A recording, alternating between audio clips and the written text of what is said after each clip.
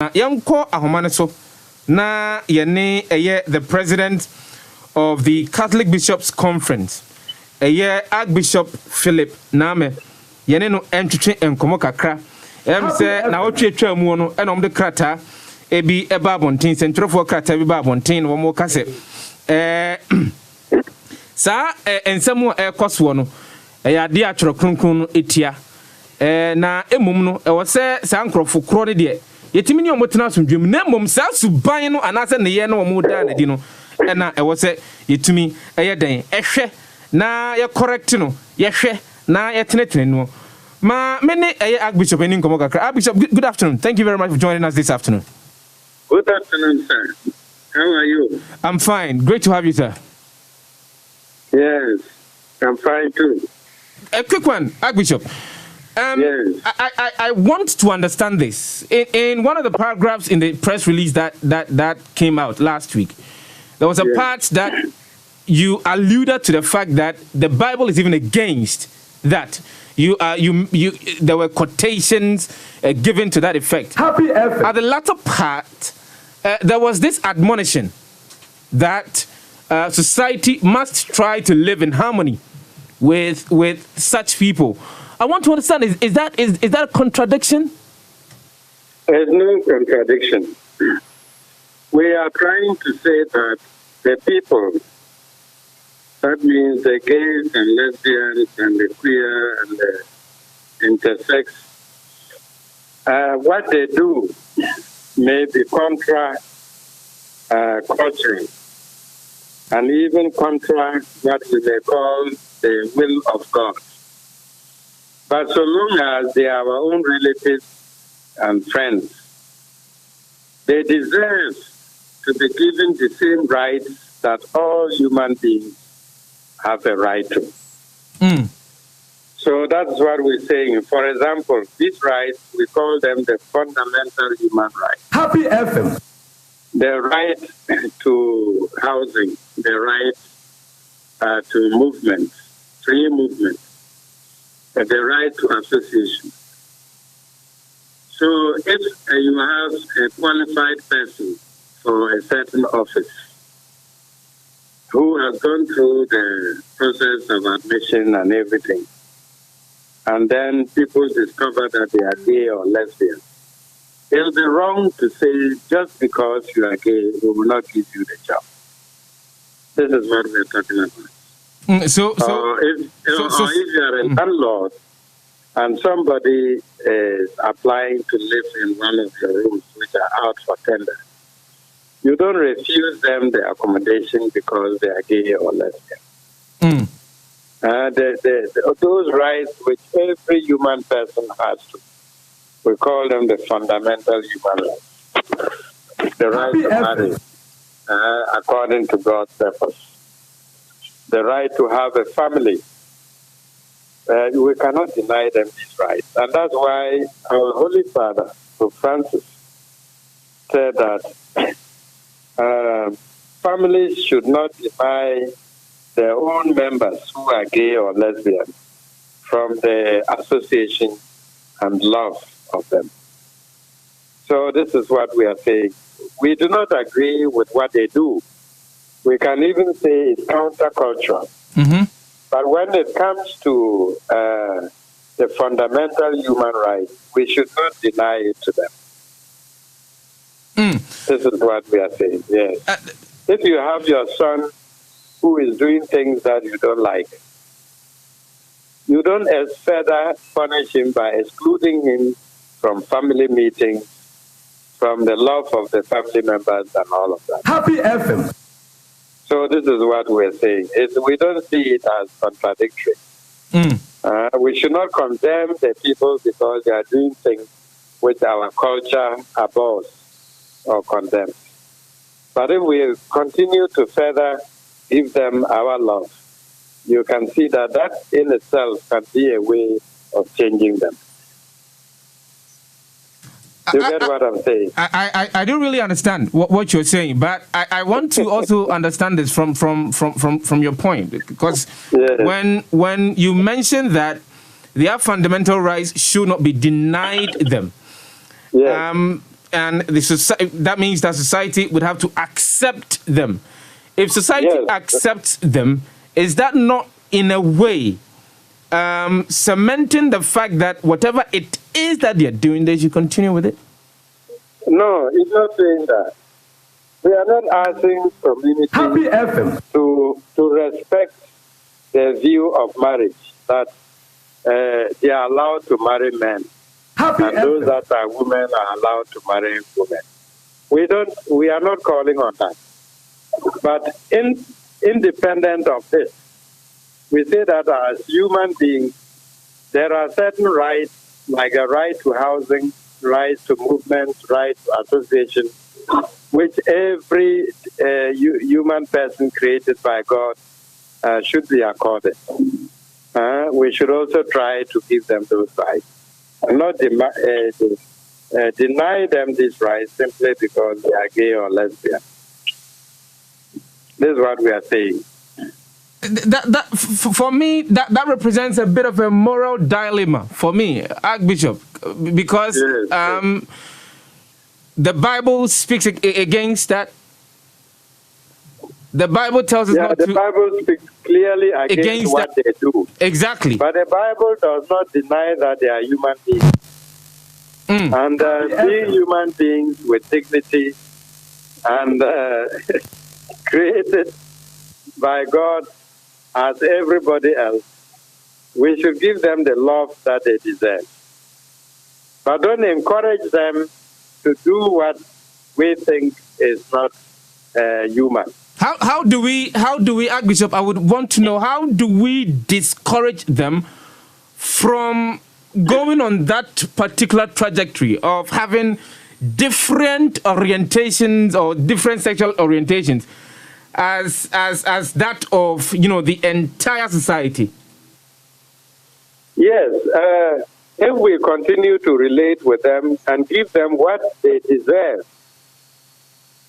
I think that with time, they will themselves come to see that that thing they call the orientation is actually an abnormal way of life.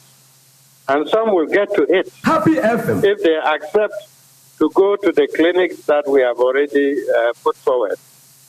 Because there they will meet psychiatrists, they will meet psychologists, they will meet counselors who will help them return to the normal way of life. But if, for example, you have a very qualified engineer and you are looking, you have even advertised for an engineer, and then the lesbian and gay, because of their qualification and study, apply, and you deny giving them the job because they are lesbian, we say this is not acceptable. This is not acceptable because the job that you are giving them does not request a particular orientation from them to do that job. So if a heterosexual person applies and you see that a lesbian or a gay person is better qualified, he has the right to be given that job. Okay. Archbishop, I want to get it clear. Yes. You're saying that society should not discriminate.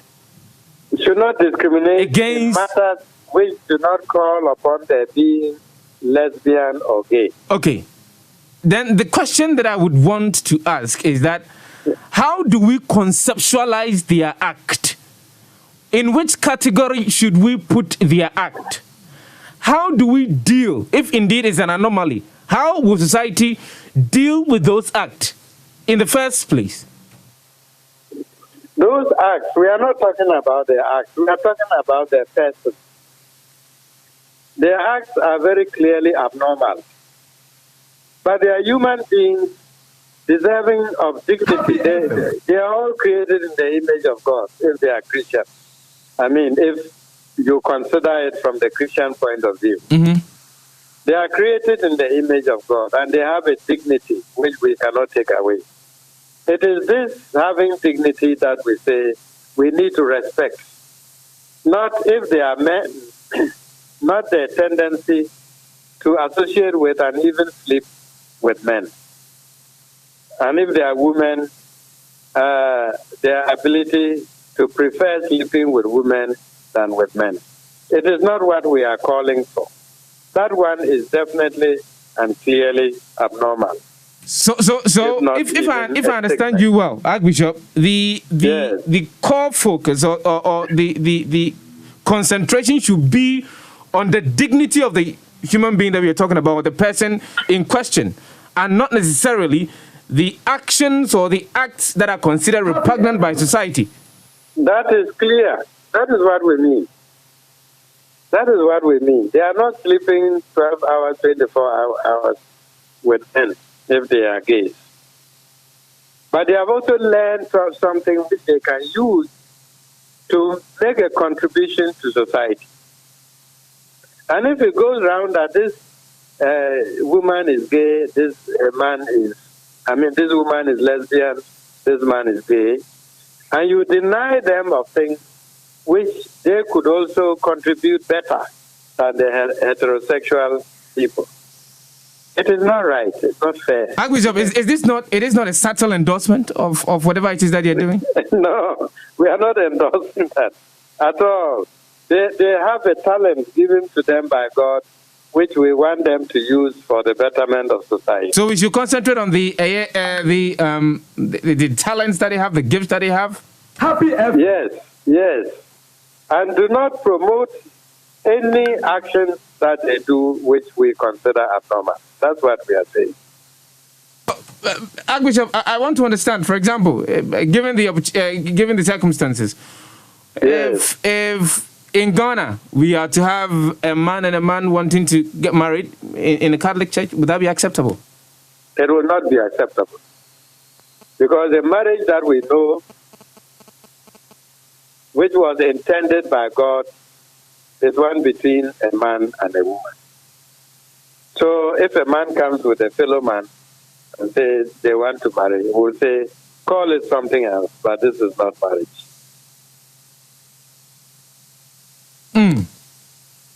What do we do then to really conscientize society? Because this particular issue is really alien to the Ghanaian society. By conscientizing society, especially our youth, that it is not a normal way of relationship.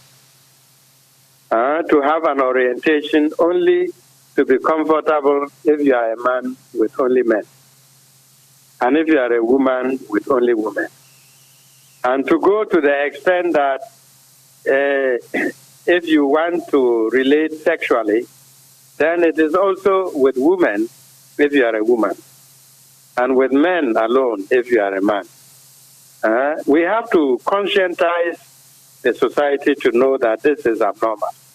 When God created Adam and said himself, it is not good for man to be alone, God could have created another man to keep Adam in company.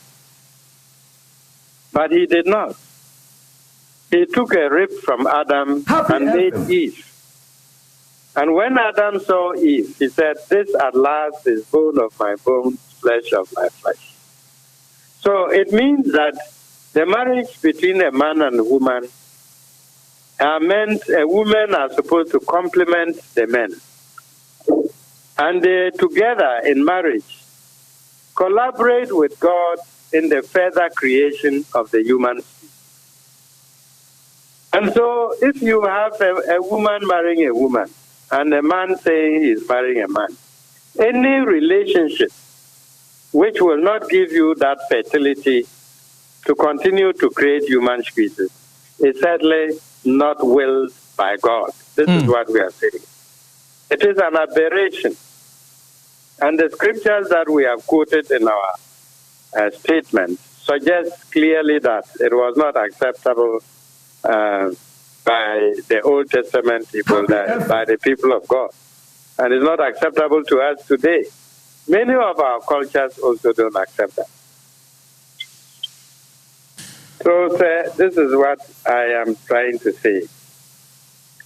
Because Ghanaians are going to have relatives who are going to go on this path.